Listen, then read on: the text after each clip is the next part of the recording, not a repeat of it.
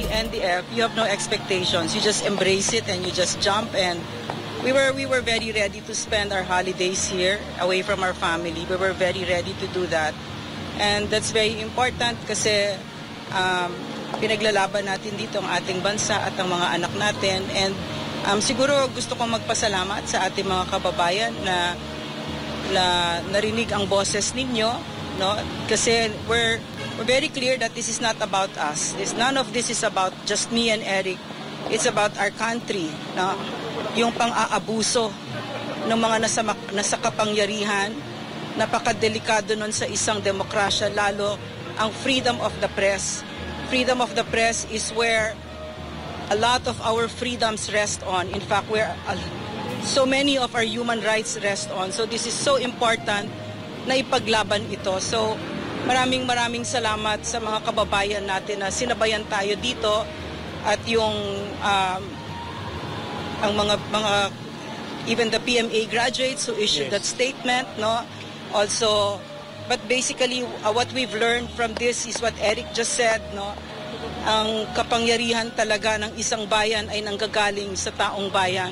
At yung ginawa namin dito ay pag-aalay sa isang bayan na talagang worthy na ipaglaban. So, paglaban natin at mahalin natin ang ating bansa because when you have congressmen like that who are abusive and arrogant and who flout the laws of the land and our constitutional rights, then our democracy is in grave danger.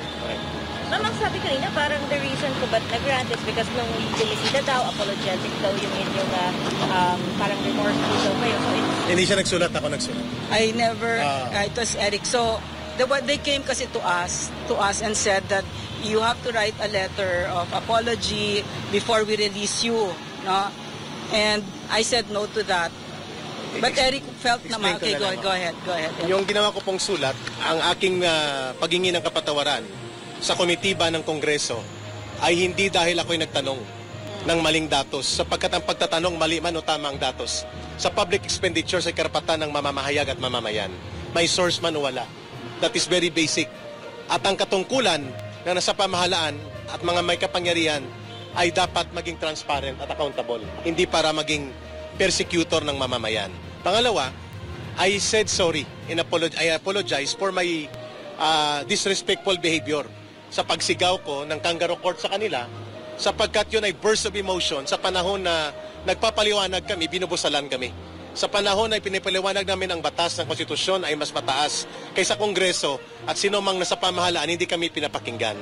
So para sa akin, I should be more professional in asserting my arguments, but in a situation kung saan nilulupig at binubusalan ka at kinagamitan ka ng weight ng kapangyarihan, ay hindi po pwedeng makontrol mo ang emosyon mo. Kaya doon ako naghingi ng sorry.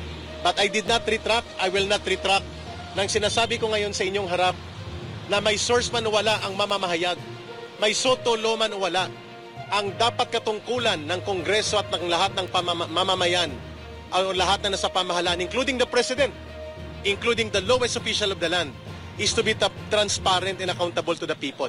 So ang pagtatanong ko po sa 1.8 billion na hindi fake news, yun ay pagtatanong.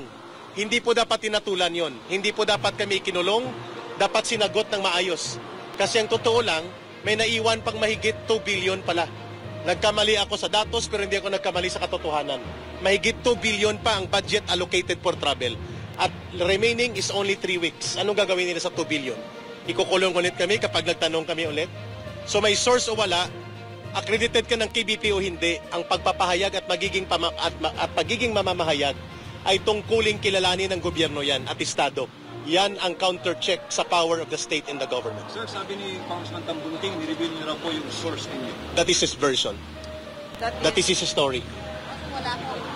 Well, he stand by it.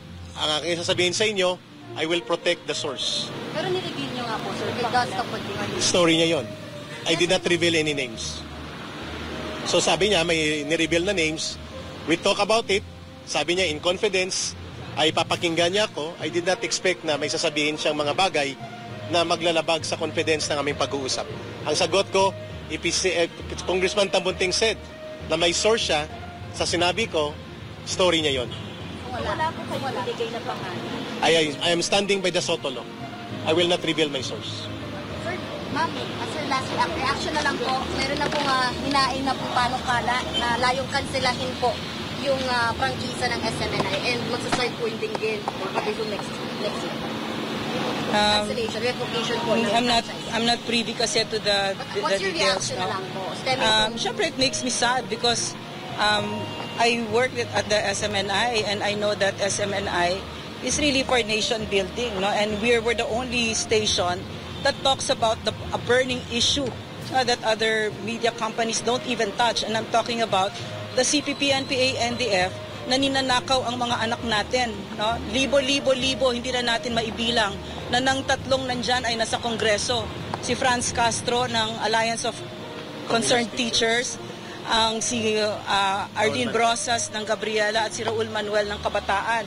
Nandyan sa loob ng Kongreso ang mga cuddlers ng mga komunistang terorista at mga top recruiters ng mga anak natin na kung saan ang mga anak natin ay nagkandamatay for over half a century.